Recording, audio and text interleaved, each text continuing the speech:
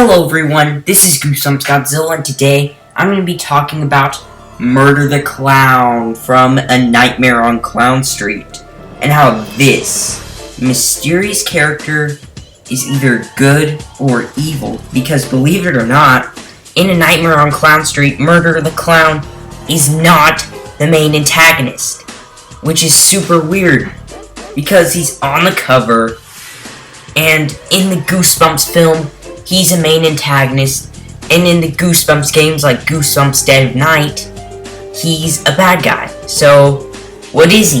Is he a good guy, a bad guy, or is he both? That wouldn't make sense. But anyway, viewer beware, you're in for a scare, and let's get started.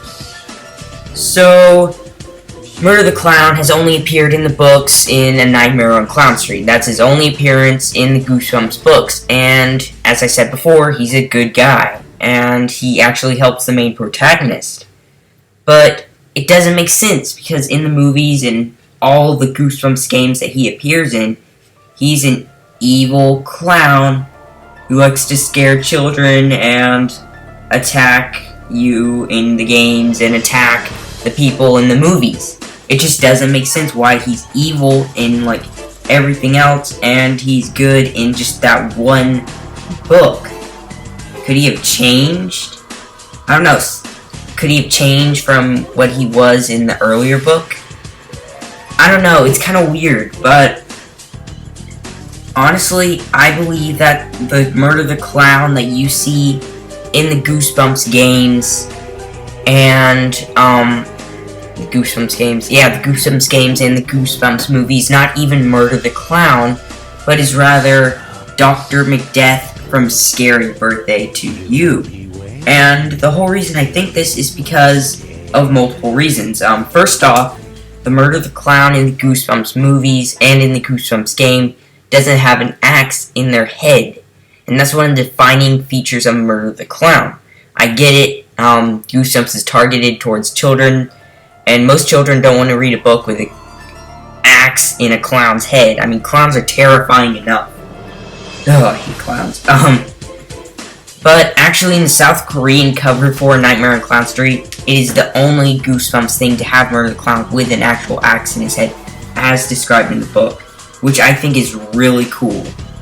But anyway, it just doesn't make sense that Murder the Clown in the book and in the Goosebumps game actually has an axe in their head, because that's one of the defining features of Murder the Clown, and in the movie, the monsters are supposed to be sucked directly from the books, and so just the fact that Murder the Clown doesn't have an axe in his head just doesn't make sense. And that's why I think it's Dr. Macbeth. You see, Dr. Macbeth is sort of like the Murder the Clown that you see in the movie. I don't think it goes really big into design in the book. And I can't really remember all the details, but he's basically an evil clown that supposed to resembles, I forgot his name from the McDonald's things. I don't know.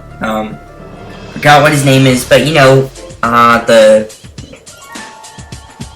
McDonald's clown. And so, honestly, he does look a little bit like the McDonald's clown, except evil, which is the whole philosophy behind Dr. Macbeth. So it would make sense that this would actually be Dr. Macbeth. Also, another bit of evidence is that how could Murder the Clown actually be in the Goosebumps movie? First off, he's not a monster in the book. He's actually a good guy in A Nightmare on Clown Street. So, the bad guy would actually be that fear guy.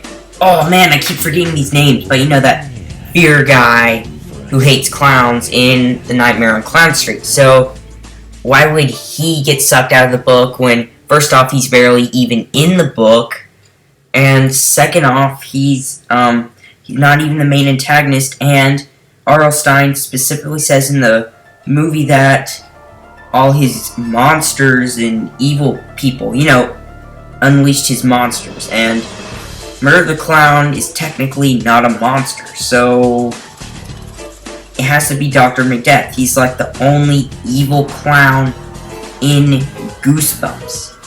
yeah, that's actually true. There is another clown, depending on which ending you take in, Scary Birthday to You, but he's actually a good clown, and actually has an axe with him. He never has it in his head, but he actually has an axe in his hand, which I thought was interesting. He's actually a good guy, so maybe that's Murder the Clown. I don't know, that's a theory for another day. But anyway, so Dr. McDeath is the only evil clown in Goosebumps, so it would make sense for him to be the Murder the Clown in the Goosebumps movie, or something like that, because it really can't be Murder the Clown. So overall, I honestly believe that Murder the Clown is actually a good person. He may try to scare people, but he's not an evil person, let's just say. He doesn't want to hurt people and all that stuff. He's just a normal clown who's just a really nice guy. And the Murder the Clown that you see in the Goosebumps games and in the Goosebumps film is really Dr. McDeath. Well, everyone, that's the end of my video. I hope you enjoyed, and I hope this video gave you goosebumps. If you like what you see, please subscribe if you haven't already, and comment down below what you think.